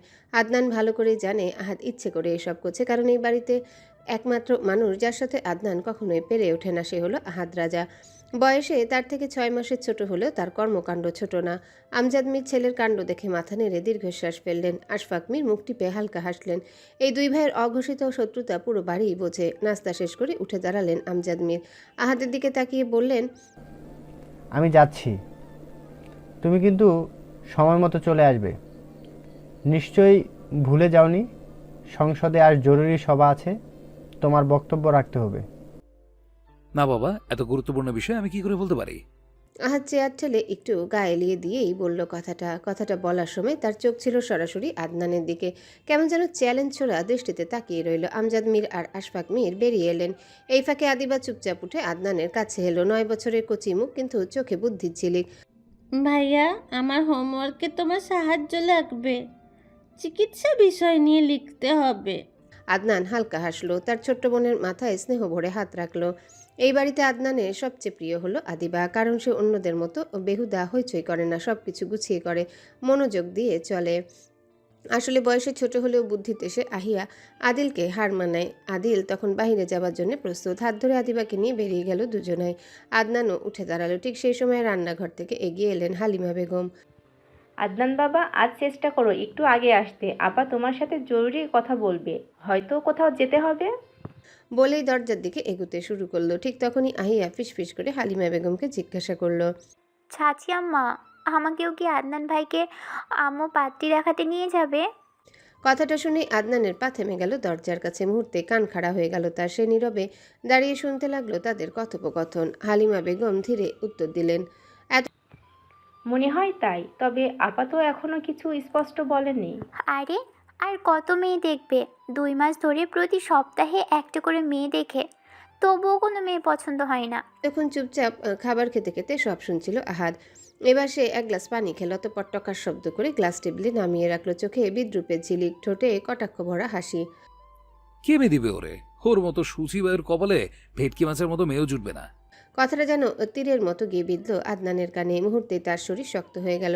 কোনো উত্তর না দিয়ে গম্ভীর মুখে গটগট করে বেরিয়ে গেল সেখান থেকে। আহাদ তাকিয়ে রইল সেদিকে। ঠোঁটে তাচ্ছিল্যের হাসি টেনে দিল, একটা জয়ী ভঙ্গির হাসি। সকাল থেকেই সংসদ ভবনের চত্বর মুখরিত। গেটে প্রবেশ করছে একে একে কালো গাড়ি, টাইট নিরাপত্তা, চারিপাশে মিডিয়ার ভিড়। সবাই যেন অপেক্ষায় আজকের গুরুত্বপূর্ণ অধিবেশনের জন্য। কারণ আর মাত্র কয়েক মাস পরে জাতীয় নির্বাচন। কে ক্ষমতায় থাকবে, কারা ছিটকে পড়বে, সব হিসাব নিকাশ নির্ভর করছে এই সময়কার সিদ্ধান্তের উপর। সংসদ ভবনের ভেতরে জমায়েত হয়েছেন দেশের প্রভাবশালী মন্ত্রী, সাংসদ, শীর্ষ নেতারা। প্রতিটা মুখে টানটান গম্ভীরতা, আবার কারো কারো চোখে মুখে আগাম প্রচারণার উত্তেজনা। সভাপতি মঞ্চে বসে সবার দৃষ্টি আকর্ষণ করলেন। প্রথমে অর্থমন্ত্রী বাজেট সংক্রান্ত সংক্ষিপ্ত বিবরণ দিলেন। নির্বাচনের আগে জনগণের আস্থা টিকিয়ে রাখতে দরকার স্থিতিশীল বাজার, ভর্তুকি বাড়ানো, কর্মসংস্থান সৃষ্টির প্রতিশ্রুতি। প্রতি বক্তৃতায় অন্যরা মাথা নেড়ে সায় দিচ্ছিল। এরপর বক্তব্য দিল কৃষিমন্ত্রী, তারপর বাণিজ্যমন্ত্রী। কিন্তু সবকিছু যেন প্রচলিত ঘটবাঁধা, কেউ নতুন কিছু বলছে না। সবাই যখন কিছুটা নিরুত্তরভাবে শুনছে, তখনই ধীরে ধীরে চেয়ার ঠেলে উঠে দাঁড়ালো আহাদ রাজা মীর। তরুণ বয়স হলেও তার ভঙ্গি, দৃষ্টি, তীক্ষ্ণতা সবার দৃষ্টি কাটতে যথেষ্ট। কালো চশমাটা খুলে টেবিলে রাখলো, পাঞ্জাবির হাতা গুটিয়ে নিল এক ভঙ্গিতে, অতঃপর হাতের উল্টো পিঠ দিয়ে নাক ঘষে নিল, যেন নিজেকে যুদ্ধের ময়দানে প্রস্তুত করছে। আহাদ রাজা গম্ভীর অথচ কণ্ঠে দৃঢ়তার সুরে বলতে শুরু করলো, আমরা সবাই জানি নির্বাচন আমাদের সামনে, কিন্তু আমি স্পষ্ট করে বলতে চাই, নির্বাচন শুধু ক্ষমতায় আসা যাওয়ার খেলা না, এটা হচ্ছে জনগণের বিশ্বাসের পরীক্ষা। কিছুক্ষণ থেমে সবার চোখে চোখ রেখে আবারও বক্তব্য রাখলো। কিছু সাংসদ মাথা নেড়ে সম্মতি দিলেন। কেউ কেউ চশমা খুলে খাতায় নোট নিতে শুরু করলো। আহাদ রাজা এবার টেবিলে হালকা চাপড় মেরে শেষ বক্তব্য রাখলো। আজকের প্রজন্ম সোশ্যাল মিডিয়ায় বেশি সক্রিয়। তারা কথা শুনতে চায়, প্রশ্ন করে, সমালোচনা করে। আমরা যদি তাদের প্রশ্ন এড়িয়ে যাই তাহলে তারা অন্য বিকল্প বেছে নেবে। আমরা চাই তরুণদের সাথে সরাসরি যোগাযোগ, প্রযুক্তিকে কাজে লাগিয়ে তাদের আস্থা অর্জন। কথা শেষ হতেই সভাকক্ষে করতালি বেজে উঠল, কারো মুখে অবাক বিস্ময়, কারো চোখে প্রশংসা। কিছু বয়সে প্রবীণ নেতারাও সায় দিয়ে মাথা নেড়ে সম্মতি জানালেন। আহাদ রাজা মাথা নেড়ে সবার প্রতি সম্মান জানালো, চশমাটা আবার পরে নিয়ে চেয়ার ঠেলে আসনে বসলো, এক গর্বিত অথচ শান্ত ভঙ্গিতে। গরম দুপুর, ক্লাস শেষ হয়ে গেছে। ক্যাম্পাসের মাঝখানে পুরনো বটগাছের নিচে রাখা লাল নীল ছাতার শেড, সেখানে বসে আছে হৃদিতার আনিকা। আনিকা সব বান্ধবীদের তুলনায় লম্বায় একটু বেশি, গায়ের রং চাপা হলেও মুখের গঠন সুন্দর, আর তার হাসিটা বেশি সুন্দর। তার দুই পাশের দাঁত দুটো বাঁকা হওয়াতে আরও বেশি ঝিলিক ছড়িয়ে পড়ে হাসিতে। তবে তার একটাই দুঃখ, এই বয়সেও একটা জামাই নেই। অন্তত একটা বয়ফ্রেন্ড থাকা উচিত ছিল। প্রতিদিনই এই নিয়ে তার একই কান্নাকাটি, আর সেই দুঃখেও শোনার দায়িত্ব পড়ে হৃদিতার উপর। হৃদি বিরক্ত হয়ে মাঝে মাঝে বলে, দোস্ত তুই বরং একটা পোস্টার সাফাইস, বয়ফ্রেন্ড চাই, জরুরি ভিত্তিতে দরকার। তার কথা শুনে আনিকা হাসতে হাসতে মাটিতে গড়াগড়ি খায়। এমন সময় এসে যোগ দিল আহিয়া আর নীলা। চারজন মিলে গল্প জমে উঠল। কিছুক্ষণ আড্ডার পর নীলা বলল, দোস্ত চল না ক্যান্টিনে যাই, আমার ক্ষুধা লাগছে। আনিকা লাফ দিয়ে উঠল। চল যাই, সিঙ্গারা খেয়ে আসি। কথাটা বলে হৃদির হাত ধরে টান দিল। হৃদি হালকা খিচে মুখ বাঁকিয়ে বলল, আহ ছাড় ছাড়, ব্যথা করছে। কি রে, কি হইল? এখানে কেটেছিল, ব্যথা। ও আচ্ছা, চল এখন। না আমি যাব না, আমার পা ব্যথা করছে। আহিয়া ব্যাগ কাঁধে ঝুলিয়ে দাঁড়িয়ে গেল। আরে সমস্যা কি তোর, চল তো। না ভাল লাগছে না, এত দূর হেঁটে যেতে ইচ্ছা করে না, আমার পা ব্যথা করে। নীলা ঠোঁট বাঁকিয়ে বলল, তোর আবার কই ব্যথা না করে বল? কখনো মাথা, কখনো হাত, কখনো পা। আনিকা হেসে বলল, দোস্ত ওরি দেখা আমারই একটা গান মনে পড়ছে, ওই যে ওইটা, তোর কোন কোন জায়গায় ব্যথা গো বান্ধবী ললিতা। সবাই হো হো করে হেসে উঠল। নীলা চোখ পাকিয়ে বলল, ললিতা না, হৃদিতা। ও তাই তো। তারপর তিনজন একসঙ্গে দু আঙ্গুল দিয়ে তুড়ি বাজিয়ে গিয়ে উঠল, তোর কোন কোন জায়গায় ব্যথা গো বান্ধবী হৃদিতা। ও তোর কোন কোন জায়গায় ব্যথা গো বান্ধবী হৃদিতা। হৃদি চোখ লাল হয়ে গেল রাগে, কটমট করে তাকালো ওদের দিকে। মনে হলো এখনই ওদের কাছা চিবিয়ে ফেলবে, কিন্তু হৃদিতাকে তাদের দিকে তাকিয়ে থাকতে দেখে তিনজন থামার বদলে আবার অন্য সুর ধরল। এই চাইয়া রইছস কেন, কি কবি ক, তুই কইলেই তো আমরা কমু। বলেই হো হো করে হেসে উঠে দৌড় দিল। হৃদির এবার আর সহ্য করতে পারল না, পায়ের জুতো খুলে হাতে নিয়ে দৌড়ে গেল তাদের দিকে। তিনজন ফসফস করে ছুটল। আনিকা হাসতে হাসতে পেছনে তাকিয়ে চেঁচালো, ভাগ লাল ভাগ। আহিয়া হাঁপাতে হাঁপাতে নিঃশ্বাস ফেলে বলল, আরে লাল না, ওর নাম তো নীলা, নীল বল। আনিকা আবার সম্বোধন করে বলল, ভাগ নীল ভাগ। এই নিয়ে সবাই আরো জোরে হেসে উঠল। গেটের কাছাকাছি এসে হৃদি দাঁতে দাঁত চেপে হাতের জুতাটা নিশানা করে ছুঁড়ে মারল ওদের দিকে। তারা তিনজন মাথা নিচু করে নিজেদের বাঁচালো, কিন্তু সেটা কি সোজা আঘাত করলো একটা কালো ঝকঝকে গাড়ির কাছে। চপচপ শব্দে সবার চোখ সেই গাড়ির দিকেই গেল। এক মুহূর্তের নীরবতা, তারপর ধীরে ধীরে নামলো গাড়ির জানালা।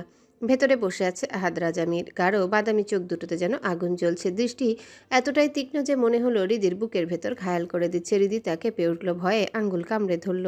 বিপদ থেকে বাঁচা দোয়া পড়তে গেল, কিন্তু ভয়ে সব দোয়া দুরুদ ভুলে গেল। তাই মনে যা আসলো তাই পড়তে শুরু করলো। আল্লাহু আকবার, লা ইলাহা ইল্লাল্লাহু মুহাম্মাদুর রাসূলুল্লাহ, আলিফ বা তা সা জিম হা খ দা জাল র ঝা সিন শিন। আল্লাহ এবারের মতো বাঁচিয়ে দিন। কালো গাড়ির দরজা খুলতেই বের হয়ে এলো আহাদ রাজা মীর। সাদা পাঞ্জাবি, হাতা গুটানো, বুকের উপর হালকা ঘামে ভিজে থাকা দাগ, চোখ দুটো যেন আগুনে দাউ দাউ করে জ্বলছে। তার ঠিক পাশে দাঁড়িয়ে আছে শাহিন, নাদিম আর শাওন। আরেকটু পেছনে গম্ভীর ভঙ্গিতে দাঁড়িয়ে আছে গার্ডরা। ক্যাম্পাসের বাতাস এক মুহূর্ত থমকে গেল। সব হাসি ঠাট্টা আড্ডা সব থেমে গিয়ে নীরবতা নেমে এলো চারিপাশে। কয়েক ঘন্টা আগে সংসদ ভবনের জরুরি সভা শেষ করেছে সে, কিন্তু সভা শেষ হতে না হতে হঠাৎ মনে পড়ল হৃদি তার হাতের কাটা দাগটা। সেটা পুরোপুরি সেরে উঠেছে কিনা জানতে ইচ্ছা করলো। দুবার ফোন করেছে, তবে রিসিভ হলো না। আর আহাদ রাজা সব কিছুতেই দুবার অপশন দেয়, তৃতীয়বারে অ্যাকশন নেয়। এবারও ব্যতিক্রম হলো না। সরাসরি গাড়ি ঘুরিয়ে এলো ভার্সিটিতে। ভেবেছিল শান্তভাবে জিজ্ঞাসা করবে তার ফোন তোলে নাই কেন, তবে আসার সাথে সাথে তার প্রেয়সিতা কিভাবে ওয়েলকাম করবে সেটা সে ভাবেনি। আহাদ রাজা গম্ভীর দৃষ্টিতে স্থির দাঁড়িয়ে রয়েছে, তার দৃষ্টি সরাসরি হৃদিতার বুক ভেদ করে যাচ্ছে। আনিকা, নীলা আর আহিয়া ভয়ে এক কোণে গুটিসুটি মেরে দাঁড়িয়ে গেছে, তাদের মুখের হাসি উধাও, মনে হচ্ছে কেউ তাদের শ্বাস রুদ্ধ করে রেখেছে। হৃদিতার বুক ধরফর করছে, প্রতিটা ধ্বনি যেন গুনে গুনে শোনা যাচ্ছে। এখনই মনে হচ্ছে হৃৎপিণ্ড ফেটে বের হয়ে আসবে, না হলে সোজা অজ্ঞান হয়ে যাবে। চোখের সামনে সবকিছু ঘুরছে। এক মুহূর্তে মনে হলো সামনে 2 জন আহাদ রাজা দাঁড়িয়েছে, না না, এবার 3 জন হয়ে গেল। হৃদি কেঁপে উঠে ফিসফিস করে বলল, আরে বাপ রে, তিনটা আহাদ রাজা! আহাদ রাজাকে কাছে আসতে দেখে হৃদি চোখ মুখ খিচে বন্ধ করে ফেললো, মাথাটা ঝাঁকিয়ে নিজেকে সামলানোর চেষ্টা করলো। হঠাৎ তার শরীর ঢলে পড়ে যেতে নিলে আহাদ তাকে নিমিষে ধরে ফেলে, তবে হৃদি আবার নিজেকে সামলে দাঁড়ায়। তার বুকের ভেতর ধুকপুকানি এমনভাবে চলছে মনে হলো চারিপাশে সবাই শুনতে পাচ্ছে। সেই ধুকপুকানি পৌঁছে গেল আহাদের কানের গভীর পর্যন্ত। তার দৃষ্টি হৃদির কোমল মুখে আটকে গেল। সে যে ক্রোধ নিয়ে এসেছে, যে আগুন নিয়ে গাড়ি থেকে নেমেছিল, হৃদির মুখ দেখে সেই আগুন মুহূর্তেই বরফ হয়ে গেল। হৃদির মুখটা লাল হয়ে আছে, কোমল চিকন অধৈর্যরা তিত্তির করে কাঁপছে, চোখের পাতাগুলো শক্ত করে বন্ধ করা। আহাদ দুহাত বুকে ভাঁজ করে দাঁড়িয়ে তাকিয়ে রইল সেই মুখের দিকে। তার চোখে অদ্ভুত এক নরম ভাব। সে নিজের ভেতরে এক মুহূর্ত টের পেল, এই মেয়েটা তার রাগের আগুনকে কিভাবে যেন মুঠোর ভেতর বন্দি করে ফেলেছে। এক মুহূর্ত পর আহাদ নরম কণ্ঠে বলল, এই আল্লাহর বান্দি, এই তাকাও আমার দিকে। হৃদির কোমল শরীর হালকা কেঁপে উঠল, ভয়ে ভয়ে ধীরে ধীরে চোখ খুলল। মনে হচ্ছিল যদি সেদিনের মতো আবার থাপ্পড় এসে পড়ে। চোখ খুলতেই সরাসরি দৃষ্টি মেলালো আহাদের গাঢ় বাদামি ঘন পাপড়িযুক্ত চোখের সাথে।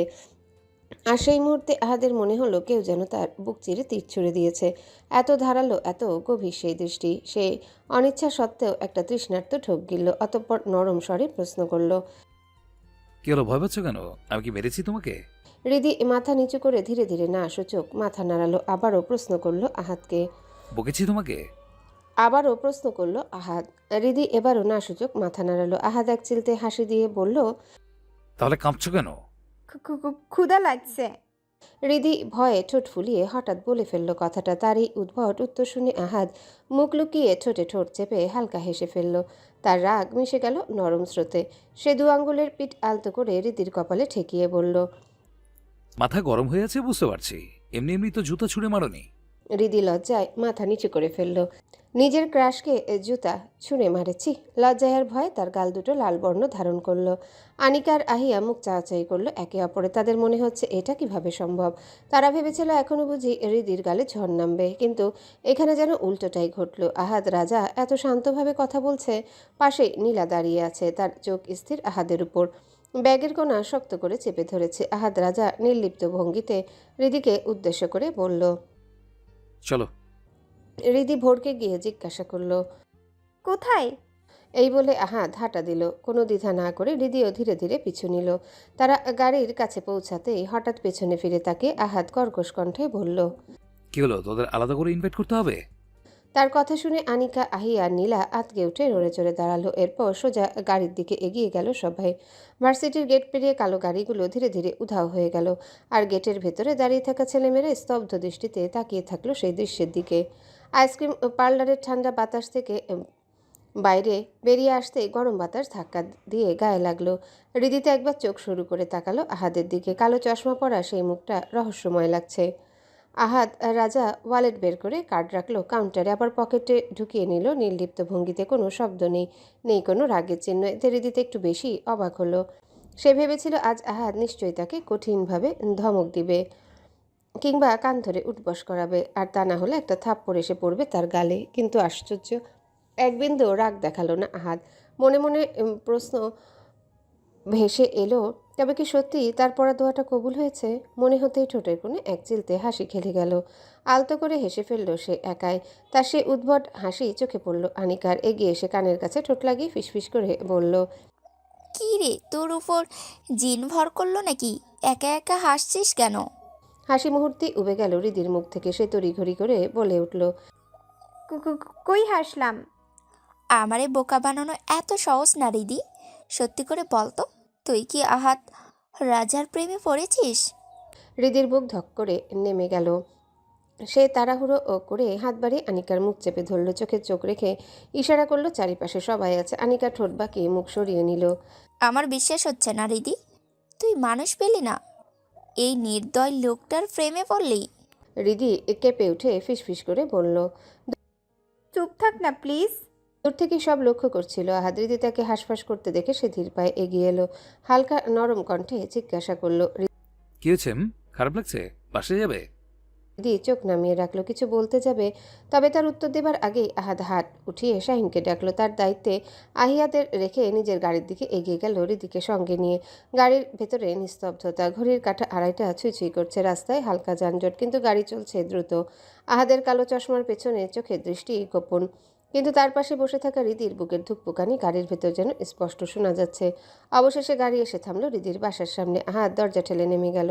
দুহাত বুকে ভাঁজ করে দাঁড়ালো গাড়ির বনেটের পাশে, আধা হেলে থাকা ভঙ্গিতে, যেন এক অদম্য সম্রাটের মতো। তার দৃষ্টি স্থির রিদির দিকে। দেখি হাতটা। রিদি হতবাক, মুহূর্তে হাতটা পেছনে লুকিয়ে ফেলল। আহাদের চোখের মনি মুহূর্তে জ্বলে উঠল। রাগী গলায় গর্জে উঠল আহাদ। আমি হাত দিতে বলেছি, কুইক।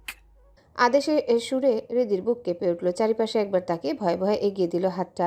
তার আঙ্গুলগুলো কাঁপছে, নিঃশ্বাস কেটে কেটে আসছে। হাত বিন্দুমাত্র দ্বিধা না করে হাতটা শক্ত করে ধরল। আলতো করে তুলে নিল কাটা জায়গাটা দেখার জন্য। তার ভ্রু কুঁচকে গেল। ঝলসে যাওয়া চোখে হৃদির দিকে তাকালো, গলা ভারী করে বলল। ওষুধ খাওনি? হাতে ক্রিমও লাগাওনি?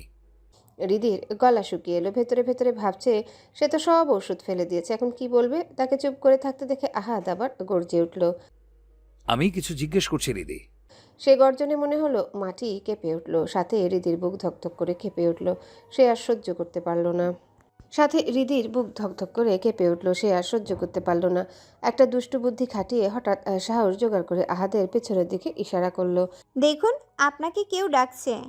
আহাদ মুহূর্তে ঘাড় ঘুরিয়ে তাকালো পিছনে, কিন্তু ওখানে কেউ নেই।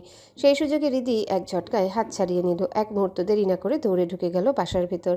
আহাদ হতভম্ব হয়ে তাকিয়ে রইল কয়েক সেকেন্ড। এরপর বুক ফেটে বেরিয়ে এলো তার আগুন ঝরানো গর্জন। রিদি, আই সোয়ার তোকে আমি বুকের সাথে পিষে মেরে ফেলবো। সন্ধ্যার আলো তখন অন্ধকারে মিশে আসছে। শহরের হালকা যানজট আর মানুষের কোলাহল মিলিয়ে একটা ভারী ক্লান্তি যেন বাতাসে ভাসছে। ভারী পদক্ষেপে ভেতরে এলেন আফরোজা শেখ, আর পাশে নিস্তব্ধ ভঙ্গিতে হাঁটতে লাগলেন আদনান। দুজনেরই মুখমণ্ডলে ক্লান্তি, অথচ সেই ক্লান্তি ভিন্ন ভিন্ন কারণে। ড্রয়িং রুমের সুবিশাল ঝাড়বাতির আলোয় ঘরটা ঝলমল করছে। মখমলের গাঢ় নীল পর্দা টেনে রাখা কাচের জানালায় প্রতিফলিত হচ্ছে ঘরের শোভাবর্ধক সোনালি আলোর ঝিলিক। আফরোজা শেখ ধীরে ধীরে গিয়ে বসলেন তার নির্দিষ্ট কিং সাইজের আরাম চেয়ারে।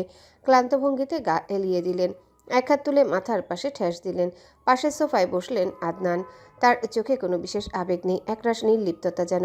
পরিচারিকা ঋতু ঠেলে আনলো নাস্তার ট্রলে, দুজনের সামনে রেখে দিল এক গ্লাস ঠান্ডা পানি। ঠিক তখনই পাশে এসে বসলেন হালিমা বেগম। শাড়ির আঁচল আলতো করে কাঁধে টেনে নিলেন। একবার তাকালেন আদনানের দিকে, তারপর স্থির দৃষ্টিতে আফরোজা শেখকে দেখে নরম কণ্ঠে প্রশ্ন করলেন। কি হয়েছে আপা, তোমার শরীরটা ঠিক নেই নাকি? কথাটা শুনেই যেন আফরোজা শেখের রাগ আরও বেড়ে গেল। গ্লাসটা টেবিলে ঠক করে রেখে দিলেন। দু আঙ্গুল দিয়ে কপাল চেপে ধরে রাগী গলায় বললেন। কি হয়েছে সেটা তোমার বড় ছেলেকে জিজ্ঞেস করো হালিমা। যে পাত্রী দেখাতে নিয়ে যাই সেটাই তার পছন্দ না, উল্টো আলাদা করে পাত্রীর সাথে কথাও বলে না। আমি থাকি একা বোকা হয়ে। আজকালকার যুগে ওর মতের সাথে মানানসই শান্ত নম্র ভদ্র মেয়ে কোথায় পাবো? আধুনিকতার ছোঁয়া তো থাকবেই। ঘরে নীরবতা নেমে এলো। আদনান ঠান্ডা নির্লিপ্ত গলায় উত্তর দিল। হালিমা বেগম অবাক হয়ে তাকালেন আদনানের দিকে, পর শান্ত স্বরে বললেন। তাহলে সমস্যা কোথায় তোমার? কোনো মেয়ে পছন্দ করছো না কেন? নাকি আলাদা করে কোনো মেয়ে পছন্দ করা আছে? থাকলে বলো, আমরা তার সাথে তোমার বিয়ে দিব। মুহূর্তে আদনানের চেহারা পাল্টে গেল। সে হঠাৎ পিঠ সোজা করে দুই বাহু ঘুরিয়ে নড়ে চড়ে বসলো, যেন কিছু বলতে উদ্যত। ঠিক তখনই আফরোজা শেখ ঝাঁঝালো কণ্ঠে বলে উঠলেন। তুমিও হালিমা, ওর যদি কোনো পছন্দ থাকতো তাহলে কি আমার সাথে মেয়ে দেখতে যেত? তাছাড়া আমরা কি জানতাম না এই বিষয়ে? আদনান চোয়াল শক্ত করে চেপে ধরল, তার হাত মুষ্টিবদ্ধ হয়ে উঠল। আফরোজা শেখ আবারও বললেন। দেখো আদনান, ভাইজান আর ভাবি আমাকে দায়িত্ব দিয়েছে, কিন্তু তুমি যদি এমন করতে থাকো তাহলে আমার পক্ষে সে দায়িত্ব পালন করা দুষ্কর হয়ে দাঁড়াবে। আমি স্পষ্ট বলে দিচ্ছি, এবার আর তোমার মতামত চাইবো না। আমি যা বলবো সেটাই হবে শেষ সিদ্ধান্ত, মাথায় রেখো। ঘরে নেমে এলো এক ধরনের বরফ শীতল নীরবতা। আদনান একটা কথাও বলল না। পাশ থেকে নিজের ব্লেজারটা হাতে তুলে নিল, এরপর গটগট করে সিঁড়ির দিকে এগিয়ে গেল। আফরোজা শেখ চোখ বন্ধ করে আবারও কপালে আঙ্গুল চেপে ধরলেন, মুখে ঝলসে পড়া ক্লান্তি। রাগ আর অসহায়তা মিশ্রিত এক ছাপ। হালিমা বেগম সেদিকে তাকিয়ে রইল। ঠিক তখনই আদনান থেমে পিছনে ঘুরল, দৃষ্টি সরাসরি হালিমার দিকে, গলায় চাপা কিন্তু দৃঢ়স্বর। বলেই আবার গটগট করে সিঁড়ি বেয়ে উপরে চলে গেল। হালিমা বেগম দীর্ঘশ্বাস ফেলে মাথা নেড়ে রান্নাঘরের দিকে এগোলেন। চায়ের কাপ হাতে নিয়ে কয়েকবার পরিচারিকা ঋতুকে ডাকলেন, ঋতু, টিতু। কিন্তু কোনো উত্তর নেই। ঠিক তখনই রান্নাঘরে ঢুকলো আহিয়া। সে দুলতে দুলতে এসে ছোট্ট টেবিলের পাশে চেয়ারে বসলো। আলসেমিতে ভরা চোখ, হাতে মোবাইল নিয়ে টুকটাক স্ক্রল করছে। হালিমা বেগম একবার তাকালেন, তারপর আলতো গলায় বললেন, আহিয়া মা, আদনানের চাটা একটু দিয়ে আয় না মা। আহিয়া অবাক হয়ে চমকে উঠল। কি? আমি? অসম্ভব। কি অসম্ভব? আদনান কি তোকে খেয়ে ফেলবে নাকি? জানা মা, আমার চুলোয় রান্না আছে। কোনো উপায় না দেখে আহিয়া গজগজ করতে করতে চায়ের কাপটা তুলে নিল। ধীর পায়ে সিঁড়ি ভাঙতে ভাঙতে উপরে চলে গেল। দরজার ফাঁক দিয়ে উকি দিল আহিয়া। ভেতরটা আধো আলোয় ঢাকা, কোথাও আদনানকে দেখা যাচ্ছে না। একটা ঢোক গিলে সাবধানে ভেতরে পা রাখলো। টেবিলের উপর কাপটা রাখতে গেল। ঠিক তখনই তার চোখ পড়ল বুক শেলফের দিকে। ভাঁজ করা বইয়ের ফাঁকে এক ঝলক আলোয় ঝিলিক করছে একটা অর্ধ খাওয়া অ্যালকোহলের বোতল। আহিয়ার চোখ কপালে উঠে গেল। না। যে মানুষ সবসময় শারীরিক সুস্থতা, ফিটনেস, শৃঙ্খলা নিয়ে এত সচেতন, সে কি করে এরকম করতে পারে? শিওর হতে আহিয়া দুপা এগিয়ে গেল সেদিকে। ঠিক তখনই ওয়াশরুমের দরজা খুলে বেরিয়ে এলো আদনান। কাঁধে তোয়ালে মুখ মুছতে মুছতে হঠাৎ চোখ গেল আহিয়ার দিকে। নরম স্বরে জিজ্ঞাসা করলো। আহিয়া চমকে উঠল, কাঁপতে কাঁপতে বলল, আপনার চা। আহিয়া মৃদু শব্দ করে টেবিলে কাপটা রাখলো। দরজার দিকে এগোতে হঠাৎ থেমে গেল। ঘাড় ঘুরিয়ে তাকালো আদনানের দিকে। একটা কথা জিজ্ঞেস করব আদনান ভাই? আদনান এক মুহূর্ত স্থির চোখে তাকিয়ে থাকলো। সে জানে আহিয়া কি জিজ্ঞেস করবে, তাই ঠান্ডা নির্দ্বিধায় উত্তর দিল। আহিয়া স্তব্ধ হয়ে গেল, এক মুহূর্ত আর দাঁড়ালো না। তড়িঘড়ি করে ঘর থেকে বেরিয়ে গেল। আদনান বুক সেলফের দিকে বাহাত বাড়িয়ে বইগুলো সরিয়ে আবারও বোতলটাকে আড়াল করলো। এরপর ধপাস করে দেহটা ছুড়ে দিল বিছানায়। ক্লান্ত চোখে একবার তাকালো টেবিলে রাখা ধোয়া ওঠা চায়ের কাপের দিকে। হঠাৎ তার ঠোঁটে এক অদ্ভুত রহস্যময় মুচকি হাসি ফুটে উঠল। সেই বিকেল থেকে ঈশানীর পিছনে পিছনে ঘুরছে রিদিতা। কাল রাতে কি সর্বনাশটাই না হলো। ঈশানী জেরার মুখে আর বেশি নিজেকে সামলাতে পারেনি রিদি। শেষমেশ সব খুলে বলতে হয়েছে, কিভাবে হাত কেটেছে, কি হয়েছে, কেন হয়েছে। শুধু একটা বিষয় খুব সাবধানে এড়িয়ে গেছে, আহাতকে পছন্দ করার কথাটা। সেটা মুখে আনা সাহস হয়নি। তখন থেকে ঈশানী মুখ ভার করে আছে, রিদি তার সাথে কথা বলছে না। রিদি কত ডাকাডাকি করলো, টানাটানি করলো, কোনো উত্তর নেই। মনে গভীর অভিমান জমে গেছে। যে বোন বাইরে গিয়ে একটা চকলেট খেলেও এসে ঈশানীকে শেয়ার করত, ছোটোখাটো প্রতিটা সুখ দুঃখ তার সাথে আলোচনা করত, সেই বোন এত বড় একটা ঘটনা গোপন করলো। ঈশানীর বুকের ভেতরটা কেমন মোচড় দিয়ে উঠছে। তাই সে জেদ ধরেছে, কথাই বলবে না আর। বিকাল গড়িয়ে সন্ধ্যা নামলো। ঘর ভরছে নরম আলোয়। ঈশানী বালিশ পিঠে ঠেকিয়ে চুপচাপ বিছানায় এসে বসলো, চোখে মুখে অভিমান জমাট।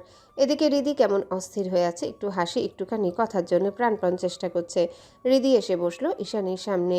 খুনসুটি ভরা ভঙ্গিতে তাকে দুলাতে দুলাতে ডাক দিল, বুবু, এই বুবু, কথা বল না গো। ঈশানী ভ্রু কুচকে বিরক্ত স্বরে বলে উঠল, কি হয়েছে? কি সমস্যা তোর? এত জ্বালাচ্ছিস কেন? কিন্তু তাতে রিদির কোনো ভ্রুক্ষেপ নেই। সে বরং হেসে দুই আঙ্গুল দিয়ে ঈশানীর ঠোঁটের দুপাশে টিপে ধরে বলল, একটু হাসো না গো মাহির মা। ও মাহির মা, ও সুমনের বড় গিন্নি। ঈশানীর মুখ একদম গম্ভীর। হাসি তো দূরের কথা, চোখ মুখ আরও কুচকে তাকালো রিদির দিকে। রিদি চোখ পিটপিট করলো, ঠোঁট ফুলিয়ে মিষ্টি গলায় বলল, এইবার অন্তত একটু হাসো না বুবু। কিন্তু কাজ হলো না। তখন রিদি হঠাৎ ঈশানীর নাকটা আঙ্গুল দিয়ে একটু তুলে ধরে বলল, জানো তোমারে এখন কার মতো লাগে? আমাদের বাড়ির পাশের কাঞ্চন ভাইয়ের যে বোন আছে না, বিনু, একদম তার মতো লাগছে। এই বলে রিদি নিজেই হেসে কুটি কুটি। কিন্তু এবার ঈশানী ফেটে পড়ল। সে এক ঝটকায় রিদির নরম দুগাল চেপে ধরল। তাতে তার ঠোঁট জোড়া ফুলে মুখের ভঙ্গি পাল্টে গেছে। ঈশানী হালকা হেসে বলল, তুই জানিস তোকে এখন কেমন দেখতে লাগছে? আমাদের এলাকায় যে গণি খনকার আছে না, তার ছোট বইয়ের মতো লাগছে। এই বলে ঈশানী নিজেই হো হো করে হেসে উঠল। রিদি হাঁ হয়ে তাকিয়ে রইল কিছুক্ষণ। তারপর ঝটকা মেরে উঠে দাঁড়িয়ে গালে হাত চাপড়ে বলল, ছি ছি ছি ছি ছি ছি, মোটেও না। আমি কত সুন্দর মাশাল্লাহ।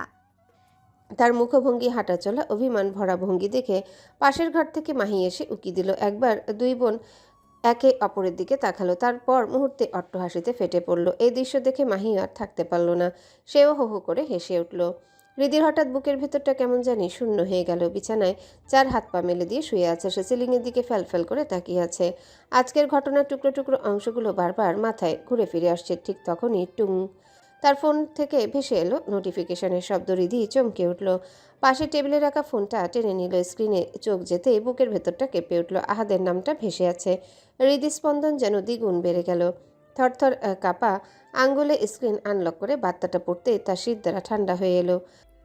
2 মিনিটের মধ্যে নিচে আসো, কুইক। 2 মিনিটের মধ্যে যদি না আসো, আমি উপরে উঠে থাপ্পড় চেহারার নকশা পাল্টে দিব। হৃদিতা ধরফর করে উঠে বসলো। ফোনটা তার হাত থেকে ছিটকে বিছানায় পড়ল। বুকের ভিতর ধুকধুক শব্দ যেন কানে ধাক্কা দিচ্ছে। গলা শুকিয়ে কাঠ হয়ে গেছে। সে অস্থির ভঙ্গিতে কয়েকবার ঘরের ভেতর পায়চারি করলো। তারপর ধীরে ধীরে ঈশানীর রুমে গিয়ে উকি দিল। দেখলো ঈশানী মাহিকে পড়াতে ব্যস্ত। দুজনাই বইয়ে ডুবে আছে। হৃদির মনে একটু সাহস হলো। এখন বের হলে কেউই খেয়াল করবে না। চুপচাপ ওড়নাটা ভালো করে গলায় আর মাথায় পেঁচিয়ে নিয়ে পা টিপে টিপে বাসা থেকে বেরিয়ে গেল।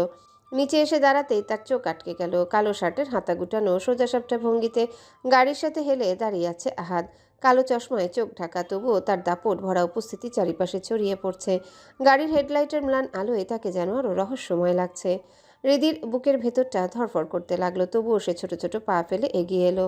আহাদ তাকে আসতে দেখে ধীরে সোজা হয়ে দাঁড়ালো। কালো চশমাটা খুলে পকেটে রাখলো। তার গভীর চোখ দুটো হৃদির উপর স্থির হলো। পা থেকে মাথা পর্যন্ত তাকে একবার অবলোকন করলো। হালকা গোলাপি রঙের সালোয়ার কামিজে তার প্রেয়সীকে যেন অসম্ভব মোহনীয় লাগছে। আহাদের চওড়া ঠোঁটে চাপা হাসির রেখা ফুটে উঠল। রীতি কাছে এসে মাথা নিচু করে দাঁড়িয়ে রইল। আহাদ হাতগড়ির উপর তর্জনী আঙ্গুল দিয়ে দুবার ঠকঠক করে কাঠের মতো কঠিন স্বরে বলল, 11 মিনিট লেট। আমি তো বলেছিলাম 2 মিনিটের মধ্যে আসতে। হৃদি কাচুমাচু মুখে বলল, বাসা থেকে বের হতে তো একটু সময় লাগে নাকি? আহাদের গলা যেন বরফের মতো ঠান্ডা, কিন্তু ভেতরে আগুন লুকোনো। না, সময় লাগবে কেন? ভুল হয়ে গেছে, এরপর থেকে চেষ্টা করব সময় মতো আসতে। আহাদ তীক্ষ্ণ দৃষ্টিতে তাকিয়ে রইল। তারপর হঠাৎ ঠোঁটের কোণে কড়া হাসি টেনে বলল, আহাদ রাজার কাছে ভুলের কোনো ক্ষমা নাই, শাস্তি তো পেতেই হবে। হৃদির বুক কেঁপে উঠল। শুকনো ঠোঁট চেটে নিয়ে জড়ানো কণ্ঠে বলল, কি কি কি শাস্তি? যেহেতু 11 মিনিট লেট, তাই 11 বার কান ধরে উঠবস করতে হবে। হৃদির চোখ কপালে। এখন? এখনই শুরু করো, কুইক। হৃদি ভয়ে ভয়ে চারিপাশে তাকালো। রাতের আবছা অন্ধকার গলি, রাস্তা ফাঁকা প্রায়। আশেপাশে লোকজন নেই বললেই চলে। বুকের ভেতর একটু সাহস এলো, কিন্তু তার ভাবনা ভেঙে আবার আহাদের কর্কশ কণ্ঠ বাজলো, কি হলো, দাঁড়িয়ে আছো কেন? ডুয়েট। হৃদি গভীর এক ঢোক গিলল। অতঃপর মাথা নিচু করে ধীরে ধীরে কান ধরে উঠবস শুরু করলো। 1, 2, 3। প্রতি উঠবসের সাথে তার চুল খসে খসে পড়ছিল গাল ছুঁয়ে। গলার ওড়নাটাও সরে যাচ্ছিল। লজ্জা, ভয়, রাগ সব মিলেমিশে বুকটা কাঁপছিল। আর সেই দৃশ্য দেখে আহাদ মুখে হাত চাপা দিয়ে হাসি চেপে ধরল, কিন্তু ঠোঁটের কোণের টান লুকানো গেল না। তার ভেতরটা ছটফট করছিল কেবল একবার তার প্রেয়সীকে এভাবে কাছ থেকে দেখতে। তাই গাড়ি ঘুরিয়ে হঠাৎই এখানে চলে এসেছে। হৃদি এক এক করে 11টা উঠবস শেষ করলো। হাঁপাতে হাঁপাতে মাথা নিচু করে দাঁড়িয়ে গেল। আহাদ কিছুক্ষণ নীরব দাঁড়িয়ে তাকে দেখলো। বুকের ভিতর কেমন ধরাস করে উঠল। মনে হলো কেউ বুকের ভিতর ঢাক বাজাচ্ছে। কঠিন মুখে দাঁড়িয়ে থেকে অবশেষে বলল, হয়েছে, এবার যেতে পারো। হৃদি বিস্মিত চোখে মাথা তুলল। গলার স্বর হালকা কাঁপছিল। মানে আপনি কি আমাকে 6তলা থেকে নামালেন শুধু এই কান ধরে উঠবস করানোর জন্য? আহাদের ঠোঁট বাঁকলো। হিমশীতল গলায় বলল, হ্যাঁ। কেন? এমনই, আমার ইচ্ছে। হৃদির চোখ লাল হয়ে উঠল রাগে। বুকের ভেতর আগুন জ্বলছে। সে কটমট করে তাকিয়ে রইল আহাদের দিকে। আহাদ তা স্পষ্ট বুঝলো, তবুও তার কণ্ঠে অটল দৃঢ়তা। যেতে বলেছি তো, যাও এখান থেকে। হৃদি দাঁত কিরমির করতে করতে মনে মনে বলল, আরে বজ্জাত বেটা, তোর কপালে আধ পাগল একটা বউ জুটবে দেখিস। এরপর ধপাধপ করে পা ফেলে ভেতরে ঢুকে গেল। আহাদ তার চলে যাওয়ার পায়ের আওয়াজ শুনল। কয়েক মুহূর্ত দাঁড়িয়ে থেকে হঠাৎই হো হো করে হেসে উঠল। সেই হাসিতে যেন এক অদ্ভুত প্রশান্তি মিশে আছে। রাত তখন প্রায় 11টা। চারিদিক নিস্তব্ধ। শহরের কোলাহল ধীরে ধীরে থেমে এসেছে। একটা গাড়ির হর্ন বা দূরের কুকুরের ডাক যেন অন্ধকারে ভেসে আসা এক একটা শব্দ মাত্র। এই সময় ক্লান্ত শরীর নিয়ে বাড়ির ভেতরে প্রবেশ করলো আহাদ রাজা। হলঘরে ঢুকতেই তার জুতার শব্দ প্রতিধ্বনিত তুলল চারিদিকে। সেই শব্দ শুনে ছুটে এলো তার দুই প্রিয় সঙ্গী সিরিয়াস আর কোকো। দুই পোষা কুকুর লাফিয়ে লাফিয়ে আহাদকে ঘিরে ধরল, যেন সারাদিনের অপেক্ষার পর প্রিয় মানুষটাকে পেয়ে আনন্দে উন্মাদ হয়ে গেছে। আহাদ তাদের দুজনের মাথায় হাত বুলিয়ে দিল। ক্লান্তি সত্ত্বেও ঠোঁটের কোণে হালকা হাসি ফুটে উঠল। একটা লাল বল তুলে নিয়ে খেলা শুরু করলো। একবার ছুঁড়ে মারে আর তারা হুড়মুড় করে দৌড়ে গিয়ে সেটা আবার তুলে এনে দেয় তার হাতে। ঠিক তখনই চোখ গেল ডান পাশের লাইব্রেরির কর্নারের দিকে। সেখানকার উষ্ণ আলোয় টেবিলে বসে আছেন তার বাবা আমজাদ মীর আর চাচা আশফাক মীর। দুজনেই ডুবে আছেন কোনো গুরুত্বপূর্ণ আলোচনায়। টেবিলে ছড়ানো কাগজপত্র, খোলা ফাইল আর ধোয়া ওঠা চায়ের কাপ। আহাদ কিছুক্ষণ ওদের দিকে তাকিয়ে রইল, অতঃপর এক নিঃশ্বাসে হাতে থাকা বলটা দূরে ছুঁড়ে মারল। সিরিয়াস আর কোকো ছুটে গেল সেদিকে। আহাদ ভারী শরীর নিয়ে ধীরে ধীরে এগিয়ে গিয়ে ধপ করে বসে পড়ল চাচার পাশের সোফায়। ধপ শব্দে দুই ভাই তাকালো তার দিকে। আশফাক মীর ভ্রুকুচকে জিজ্ঞাসা করলো, কোথায় ছিলি তুই? সংসদের সবার পর থেকে তো হা হয়ে গিয়েছিস। আমজাদ মীর তখন নির্লিপ্ত ভঙ্গিতে চশমাটা নাকে ঠেলে দিলেন, তারপর ব্যঙ্গের সুরে বললেন, কোথায় যাবে আর? আগে নিশ্চয়ই কোনো প্রেয়সীর খোঁজে। আহাদ এক মুহূর্ত বাবার দিকে আর চোখে তাকালো, তারপর গলা খাকারি দিয়ে সোজা উত্তর দিল, খুঁজতে না, দেখতে গিয়েছিলাম। তার মানে খুঁজে পেয়েছো তাকে? হুম। এই উত্তরে আশফাক মীরের চোখ কপালে বিস্ময়ে বলে উঠল, এক মিনিট, কিসের প্রেয়সী? কোন প্রেয়সী? আহাদ এবার চোখ বন্ধ করে হালকা মুচকি হাসলো, আস্তে আস্তে উচ্চারণ করলো, লাল শাড়ির প্রেয়সী।